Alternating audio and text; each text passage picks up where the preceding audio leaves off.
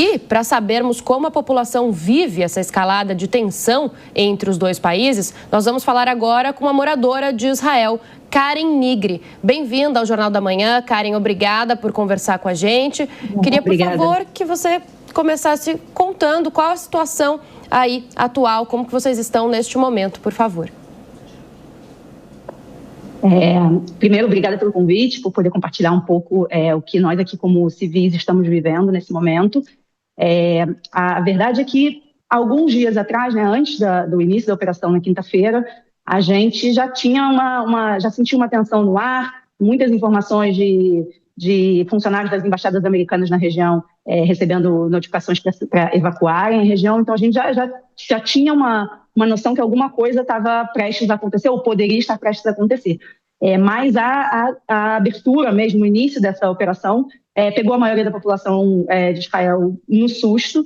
A gente foi acordado 3 horas da manhã com uma sirene avisando que a operação estava começando e alertando a população que poderiam ter respostas iranianas, então para todo mundo procurar ficar próximo de um abrigo. E a partir de então veio muitas horas seguidas de silêncio, e aquele silêncio das ruas vazias, as pessoas indo comprar mantimentos, etc. E acabou a água no supermercado, pão, enfim, essas coisas básicas. A população realmente estava sem saber exatamente o que estava acontecendo. E desde então, novamente na noite de sexta para sábado e na noite de sábado para domingo, que se concentraram a maior parte dos ataques da resposta iraniana. Então, várias sirenes soaram ao longo da noite, e realmente a gente escutava explosões muito fortes das interceptações israelenses, mas sempre muito seguros de que o exército ele consegue identificar esses lançamentos de mísseis a partir do Irã com antecedência, consegue avisar a população para se manter perto de um lugar próximo, e isso salva muitas vidas. Os estragos, se a gente não tivesse esse sistema de aviso e os próprios abrigos antibomba nos apartamentos ou nos edifícios, com certeza os danos poderiam ser muito maiores. Então a gente confia plenamente no Exército e na decisão do governo, que, segundo pesquisas que saíram ontem à noite, 90% da população em Israel apoia essa operação preventiva, que, aliás, é uma coisa interessante que eu vejo muito na imprensa brasileira se falando de operação. Aqui em Israel só se fala de guerra, não se usa a palavra operação para o que está acontecendo, se usa a palavra guerra. Então, é uma diferença aí também que eu queria passar para vocês, como é que a gente está vivendo isso. Karen, qual é a localização exata que você está, ou seja, que cidade que você está aí em Israel? E em cima disso, hoje é o nosso domingo aqui, mas é início de semana aí em Israel, que começa exatamente no domingo. As coisas vão funcionar na medida do possível? Aí eu pergunto, funcionário de banco, de empresas, companhias, como é que isso se dá num período de guerra como esse que Israel está vivendo com o Irã? Então, eu estou na cidade de Modi'in, é uma cidade no meio do caminho entre Jerusalém e Tel Aviv, mais ou menos 25 quilômetros para cada lado, relativamente perto do aeroporto, uns 15 minutos de carro do aeroporto Ben Gurion. Então, aqui é uma cidade realmente na região central, a gente escuta muito todas as interceptações ao redor, né? Não necessariamente só o que está aqui em cima, o que passa aqui por cima. Sobre como é que está funcionando, as escolas estão fechadas, pelo menos durante essa semana inteira já foi avisado pelo Ministério da Educação que as escolas não vão funcionar, então o ensino à distância. O comércio, só o necessário, né, alimentos, farmácias, etc., que estão abertos, o resto, as lojas estão fechadas, inclusive hospitais e, enfim, clínicas também estão abertas só para emergência. As pessoas nos hospitais, os casos que não eram urgentes, as pessoas foram liberadas, né, do hospital, pessoas que tinham consultas marcadas no hospital, ou então cirurgias eletivas, né, nada de emergência também, está sendo tudo cancelado. A minha filha, por exemplo, teria uma consulta depois de amanhã no hospital e, enfim, por enquanto está cancelado. Então, os lugares de trabalho, as pessoas estão trabalhando remotamente também, porque realmente é um momento de apreensão, porque a gente não sabe para onde vai. E o governo israelense já avisou várias vezes a população, o próprio Benjamin Netanyahu nos pronunciamentos, de que sim vai haver uma resposta do Irã, que sim, a expectativa é que venham respostas do Irã fortes e que a gente então tem que se preparar para isso, e por isso todas essas medidas de cautela, de, enfim, evitar ficar circulando pelas ruas para coisas que não sejam estritamente necessárias. Mas, de novo, assim, o clima aqui, por um lado, né, de tensão, por outro lado, de confiança no Exército, e também acrescentando uma sensação muito grande de que essa guerra é extremamente necessária, né? A população apoia, a população entende, todo o espectro de esquerda até a direita, todo mundo está unido, inclusive os líderes políticos já fizeram declarações, os líderes da esquerda, né, que são a oposição ao governo, de que apoiam, que essa é uma guerra que para a qual a gente não tinha escolha. O Irã, acho que eu estava ouvindo um especialista falando, né, antes com vocês, e falando que para ser uma guerra justificada, preventiva, deveria haver mísseis apontados com ogivas nucleares prontas para ser lançadas em Israel. E eu queria dizer, eu não sei se esse especialista sabe, mas existe um relógio na principal praça de Teherã, um relógio que conta uma contagem regressiva para a destruição de Israel.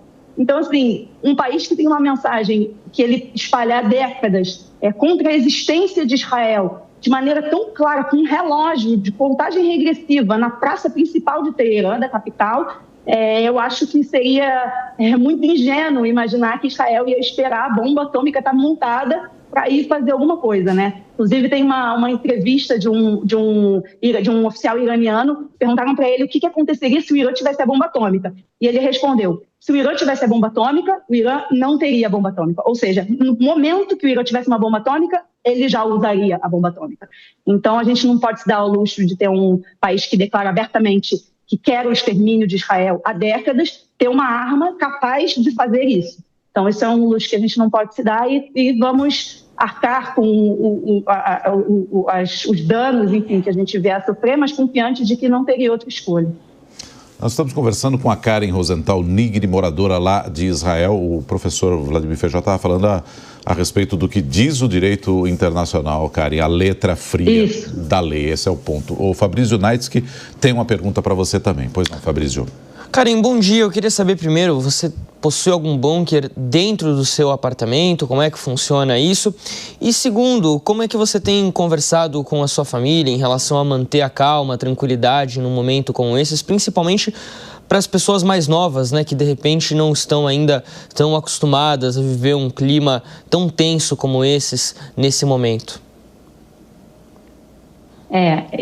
Então, Fabrício, eu tenho sim um quarto antibomba na minha casa. Aqui, como é que funciona? Os quartos antibombas, eles são utilizados no dia a dia como quartos normais. Então, é o quarto do meu filho mais velho, por exemplo, é o quarto antibomba. E aí, o que a gente precisa fazer é colocar mantimentos lá, um estoque de água, um estoque de alimentos. E como os ataques estão sendo majoritariamente de noite e várias vezes, na minha casa, a gente decidiu que todo mundo vai dormir nesse quarto direto. Então, a gente deu um jeito de caber 5 pessoas, sou eu, meu marido e mais 3 filhos pequenos, e a gente, enfim, deu um jeito de fazer enfiar lá e dormir apertado todo mundo, porque para não ter que ficar saindo e entrando, saindo de noite e toca sirene e dá um certo nervoso, né? Porque é um barulho bem alto, não sei se vocês já ouviram, e aí para a gente não ter esse susto toda hora, já está todo mundo dormindo dentro do abrigo antibomba. A gente obviamente acorda com a sirene, mas já está lá fechado, protegido. E com as crianças, né? Como é que a gente transmite isso? A verdade é que Israel já está 1 ano e 9 meses em guerra com Gaza. O início da guerra com Gaza, a gente também teve muitos mísseis sendo lançados pelo Hamas contra o território israelense. Então, as crianças, enfim, já estão acostumadas com o que tem que fazer, né? Já sabem o que tem que fazer em caso de sirene e tal. E a mudança que passou, enfim, a guerra com o Hamas tendo o menor arsenal, passou a lançar pouquíssimos mísseis, muito mais contra o sul de Israel, esporadicamente, mas na região central já há muito tempo que não tem. Então a gente tem que voltar a reforçar a mensagem, né? De, enfim, explicar o que está acontecendo e relembrar as medidas de segurança, mas eles, infelizmente, já estão escolados, né, nesse tipo de situação. Bom, nós conversamos com a Karen Rosenthal Nigri, moradora de Israel. Karen, obrigada pela atenção aqui ao Jornal da Manhã. Obrigada a vocês. E estamos sempre abertos aqui para trazer a visão da população civil. Quem quiser me acompanhar, também estou atualizando nas minhas redes sociais, @fala.israel. E um prazer falar com vocês. Obrigada por fazerem uma cobertura idônea do conflito. Obrigado, Karen. Importantíssimo a gente ouvir quem está lá, né, sofrendo aí esse cenário todo de lançamento de mísseis iranianos. E claro que em Teherã também, imagino que tem a população civil também sofrendo com os ataques do outro lado. Zé Maria Trindade, queria te ouvir a respeito do conflito como todo, não exatamente a respeito do que disse a Karen, mas é incrível, né, como a gente acaba, de algum modo, tentando se colocar na posição de quem está lá, que não tem o que fazer, tem que confiar no seu exército, tem que confiar nos seus líderes que estão determinando os rumos do que ela chama de guerra e, como ela disse, autoridades locais chamando de guerras, né?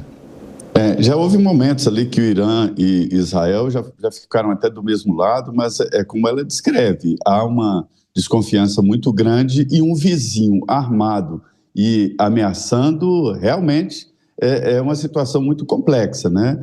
Nós, aqui no Brasil, não estamos realmente acostumados a esse tipo de convivência, né, com vizinhos. A nossa última participação em guerra foi lá na Guerra do Paraguai, ou seja, nós não temos esta cultura de conflito.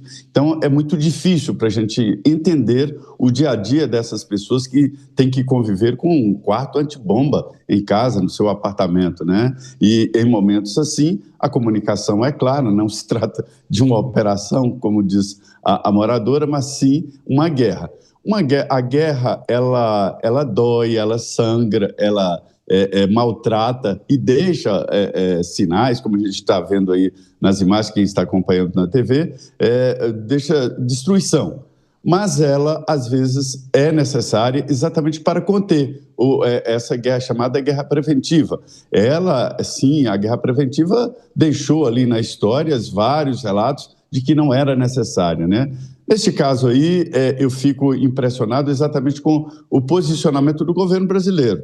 Ele, num determinado momento, ele vai ter que se posicionar claramente e há uma divisão. Existe uma bancada forte no Congresso Nacional, pró-Israel, existe uma relação muito boa, inclusive, da área ali da Comissão de Relações Exteriores e Defesa Nacional da Câmara dos Deputados. E a gente vai ver esse conflito se refletir na política local aqui em Brasília. O debate está apenas começando.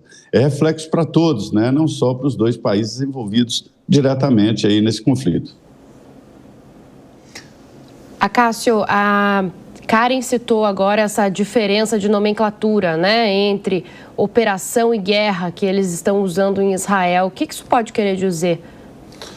Olha, etimologicamente, obviamente, não há muitas distinções, mas quando a gente pensa no peso político do conflito, é óbvio que há distinções. Quando a gente pensa no termo operação, envolve apenas aspectos militares neste contexto e seria uma operação de Israel para neutralizar de alguma forma eventual poderio nuclear do Irã. Quando nós pensamos no termo guerra, ele envolve, para além de uma atuação, uma defesa. Então, guerra para os israelenses é a manutenção do seu território, é a preservação da sua cultura. Quando nós falávamos anteriormente sobre a questão interna política de Israel e a permanência do Benjamin Netanyahu enquanto primeiro-ministro, por mais que ele tenha muita resistência interna, foi dito que eles olhavam para além da questão política para a bandeira de Israel, para a questão política de Israel. Então é isso que eles têm em conta ao determinarem que esta é uma guerra, não é um simples ataque, é sobrevivência. E é dessa forma que eles interpretam internamente e é desta forma que eles querem que o mundo observe estes conflitos. Eles não estão agindo, eles estão se defendendo. Professor Marcos Vinícius de Freitas também conosco hoje, trazendo as impressões e análises dele aqui para a gente. Professor, como a Karen, a moradora de Israel que a gente ouviu agora há pouco, ela disse que efetivamente a população, de algum modo, abraça nesse momento a política do governo local, confia no seu exército e é aquele momento de integração de uma nação contra um inimigo comum, né, professor? Não, isso vai acontecer e é até esperado, e eu acredito que o Netanyahu também conte com isso para a sua permanência no poder, não é? Nós estamos esperando que depois disso talvez venha a questão de uma ação ali na Cisjordânia, né? Nesse processo contínuo de utilizar a questão de conflitos para manutenção no poder. Mas o fato é, e isso aqui é uma coisa importante de enfatizar, Nonato, o Irã estava retomando o processo de negociação com a agência internacional, justamente o processo que o Trump abortou no passado, a pedido do Netanyahu, e agora que estava caminhando novamente, havia possibilidade de se chegar a um acordo, novamente, o Estado de Israel age no sentido de fazer com que esta conversa sobre um acordo nuclear fique postergado. A grande questão, e é isso que nós falamos sempre, tem que se defender preventivamente, não vamos esperar que alguém ataque. As regras internacionais são claras nesse sentido, e o governo americano aí conseguiu criar essa figura de ação preemptiva na guerra do Iraque, que se comprovou uma falácia enorme. Mas a questão sempre é a seguinte: qual é o objetivo, ao final das contas, de Netanyahu nessa ação? O que ele pretende que aconteça no Irã? Uma troca de governo? Este governo será necessariamente aquele que lhe corresponda a todas as expectativas? Ou este governo não virá com ainda um ódio maior de Israel? Afinal, o que a gente observa, por exemplo, é que Gaza, após a questão que nós temos observado ali, vai se transformar e tem se transformado numa iminente fábrica de novos ataques terroristas contra Israel. Então, é preciso saber identificar como é que Israel pretende manter-se no longo prazo para coexistir pacificamente com os países da região. Porque a questão de querer assumir uma posição hegemônica regional me parece que não vai ter ali não vai oferecer uma resolução completa. E por quanto tempo Israel continuará aí dependendo dos Estados Unidos, do contribuinte americano, para garantir a sua sobrevivência na região?